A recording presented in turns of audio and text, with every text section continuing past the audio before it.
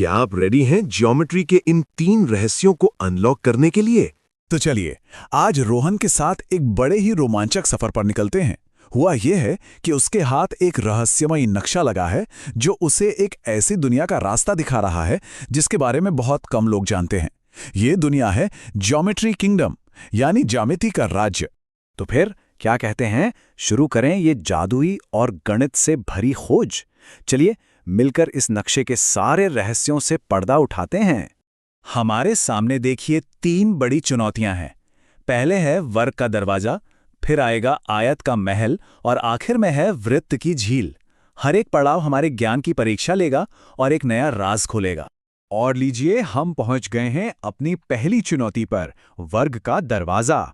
ये एक ऐसी जमीन है जहां हर चीज में एक संतुलन है और हमारे रास्ते में खड़ा है ये विशाल चमकता हुआ द्वार। अच्छा, तो वर्ग या स्क्वायर की सबसे बड़ी खासियत क्या है? सीधी सी बात है, इसकी चारों भुजाएं मतलब चारों साइड्स बिल्कुल बराबर होती हैं।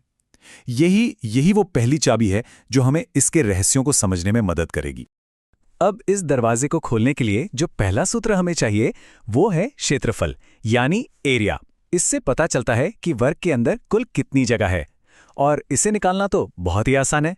बस एक भुजा की लंबाई को उसी से गुणा कर दीजिए। सोचिए, इसी से तो पता चलता है ना कि एक वर्गाकार कमरे में कितनी बड़ी कालीन लगेगी। दूसरी चाबी है परिमाप, यानी पेरीमीटर। ये हमें वर्ग की बाहरी सीमा की कुल लंबाई बताता है, और क्योंकि चारों भुजाएं बराबर हैं तो इसका सीधा सा सूत्र है 4 गुणा साइड। मान लीजिए किसी वर्गाकार बगीचे के चारों ओर बाड़ लगानी हो तो यही सूत्र काम आएगा। और ये रही हमारी आखिरी चाबी, विकर्ण या डायगोनल। ये एक कोने से दूसरे कोने तक जाने वाले एक गुप्त रास्ते की तरह है। इस सूत्र के साथ, यानी साइड गुणा √2, दरवाजा खुल जाता है। तो एक दरवाजा तो खुल गया। चलिए अब अगली चुनौती की तरफ बढ़ते हैं। हम आ गए हैं आयत के भव्य महल में, और हाँ, यहाँ के नियम थोड़े अलग हैं। आयत यानी रेक्टेंगल का मूल गुण ये है कि इसकी आमने सामने की भुजाएं बराबर होती हैं। यहाँ सारा खेल लंबाई यानी लेंथ और चौड़ाई यानी ब्रेथ का है। हमारे आसपास ज्यादातर दरवाजे और खिड़कियां सब इसी आकार की होती हैं। इसका क्षेत्रफल निकालना भी एकदम सीधा है। बस इसकी लंबाई को चौड़ाई से गुणा कर दीजिए, यानी L गुणा B। इसी तरह हम पता लगाते हैं कि एक दीवार को पेंट करने के लिए कितने पेंट की जरूरत पड़ेगी। अब बारी है परिमाप की। इसका एक शॉर्टकट है, बस लंबाई और चौड़ाई को जोड़ दीजिए और फिर जो भी जवाब आए उसे 2 से गुणा कर दें। किसी तस्वीर पर फ्रेम लगाना हो ना, तो यह हिसाब बिल्कुल सही बैठता है। और यहाँ एक दिलचस्प मोड़ आता है। इसका विकर्ण निकालने के लिए एक बहुत पुराना रहस्य काम आता है, पाइथागोरस प्रमेय। सूत्र थोड़ा सा मुश्किल लग सकता है, पर यह बस लंबाई के स्क्वायर और चौड़ाई के स्क्वायर के जोड़ का स्क्वायर रूट है। इन सूत्रों के साथ हमने आयत के महल को तो पार कर लिया है, लेकिन आगे बढ़ने से पहले एक जरूरी बात जान लेते हैं।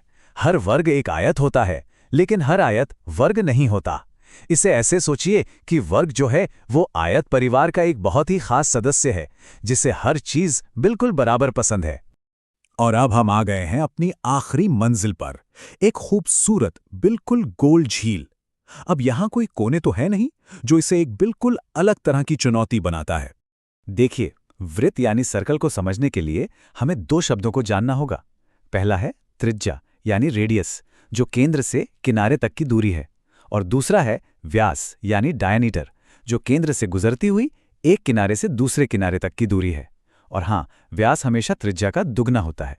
इस झील के चारों ओर की दूरी को परिधि या सर्कमफ्रेंस कहा जाता है, और इसे मापने के लिए हमें एक खास नंबर की जरूरत होती है जिसे पाई कहते हैं। अब ये कोई जादुई नंबर नहीं, बल्कि एक गणितीय सच है। ये हर वृत्त की परिधि और उसके व्यास का अनुपात होता है, चाहे वो वृत्त कितना भी बड़ा या छोटा क्यों ना हो। तो सूत्र है 2 गुणा पाई गुणा r। और ये रहा इस पूरी खोज का अंतिम सूत्र। इस पूरी झील के अंदर की जगह यानी इसका क्षेत्रफल निकालने के लिए सूत्र है पाई गुणा r का स्क्वायर। इसी के साथ रोहन ने झील को भी पार कर लिया। तो लीजिए, रोहन ने सारी पहेलियां सुलझा ली हैं और अपनी मंजिल तक पहुंच गया है। उसने ये साबित कर दिया है कि ज्ञान से बड़ा कोई खजाना नहीं होता। और इनाम के तौर पे उसे मिला है सूत्रों का ये स्वर्ण पदक, ये उन सभी चाबियों का एक छोटा सा सारांश है जिन्हें हमने आज इस सफर में खोजा है। यही तो है ज्ञान का असली खजाना। इस पूरी यात्रा से सबसे बड़ी सीख ये मिलती है कि गणित सिर्फ नंबरों का खेल नहीं है। असल में ये हमारी दुनिया को देखने और समझने का एक नजरिया है। तो अब जब ये सारी चाबियां हमारे हाथ में हैं, तो एक सवाल मन में आता है, हमारे चारों ओर कौन कौन सी आकृतियां छिपी हुई हैं? क्या वो हमारी खिड़की का वर्ग है, मेज का आयत, या फिर दीवार पर लगी घड़ी का वृत्त? ज्यामिति का ये राज्य हर जगह है, बस उसे देखने भर की देर है।